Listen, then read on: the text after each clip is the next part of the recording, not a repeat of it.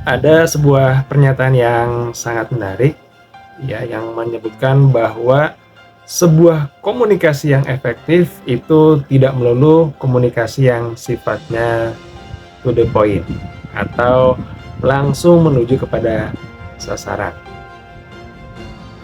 Hal ini sangat tepat karena bicara mengenai komunikasi yang efektif itu bukan selalu berkaitan dengan komunikasi dengan menggunakan pilihan kata yang cukup singkat atau yang populer dengan istilah singkat, padat, jelas.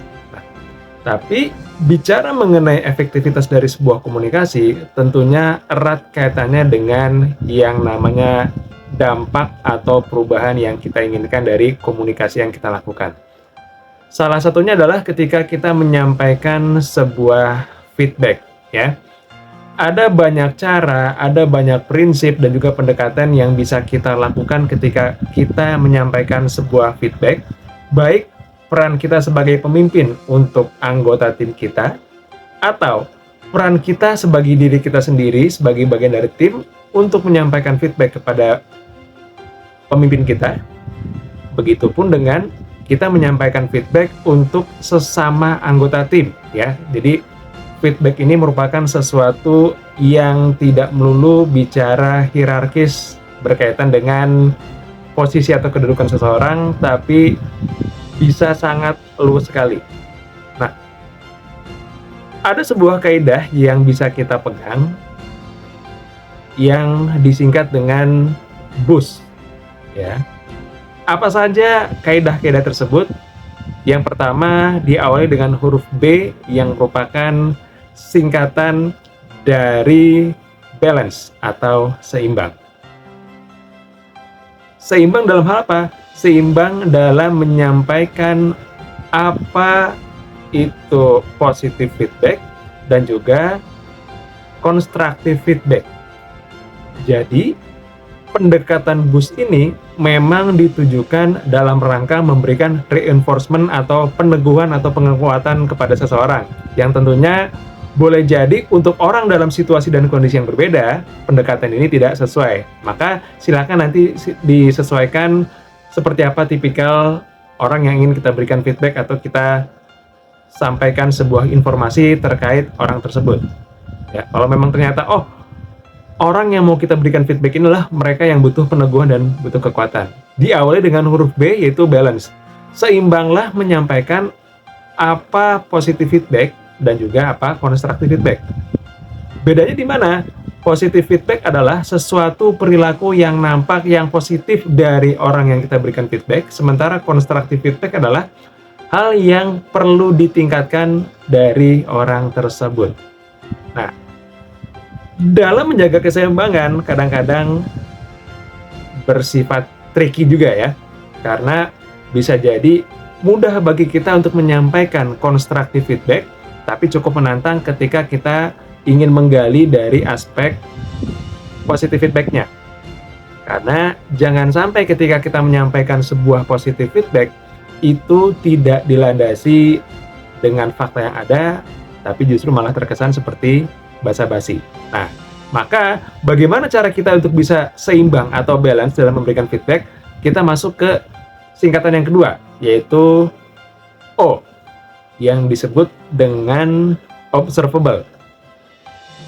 Pastikan apa yang kita sampaikan itu merupakan sesuatu yang berdasarkan perilaku yang terlihat. Kalau misalkan nggak terlihat gimana? Sekurang-kurangnya apa yang dimunculkan itu merupakan sesuatu yang dapat dikuantifikasikan. Ya, seperti itu. Kemudian, selain observable, juga penting bagi kita untuk bersikap yang namanya objektif. Yang artinya, ketika kita memberikan sebuah feedback, memang diniatkan oleh diri kita untuk kemajuan atau lebih tepatnya untuk menguatkan siapapun itu yang memang membutuhkan penguatan di dalam dirinya, ya. Maka dalam hal ini kita memiliki sebuah pantangan, yaitu jangan memberikan feedback berdasarkan subjektivitas, like or dislike, suka tidak suka, ya. Karena yang akan terjadi adalah bukan muncul sebuah penguatan, Bisa jadi orang tersebut malah merasa terintervensi dengan informasi yang kita berikan.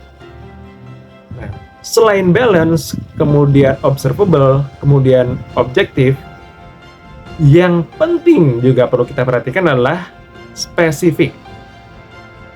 Nah, pastikan apa yang kita sampaikan itu sesuatu yang spesifik, yang detail, yang dapat terukur, sehingga ketika orang yang menerima feedback ini mendengarkan informasi dari kita, itu kecil ruang atau tertutup ruang bagi mereka untuk melakukan yang namanya mengelak. Dengan dalih, saya nggak begitu kok, saya nggak seperti itu kok. Karena kita mengiringi dengan informasi yang cukup spesifik. Bukan dengan sebuah kalimat-kalimat yang memang orang masih perlu menerjemahkannya lagi. Ya, seperti apa? Yang nggak spesifik. Contohnya adalah, kamu bagus, kamu mantap, kamu keren. Yang itu akan membuat orang bertanya-tanya, bagusnya di mana, mantapnya di mana? Ini mah cuma basa-basi. Begitupun yang constructive feedback. Ketika dibilang, kamu tuh di sini masih kurang. Kurangnya di mana? Pokoknya kurang. Atau misalkan, ini kerjaan kamu nggak bagus nih. Nggak bagusnya di mana?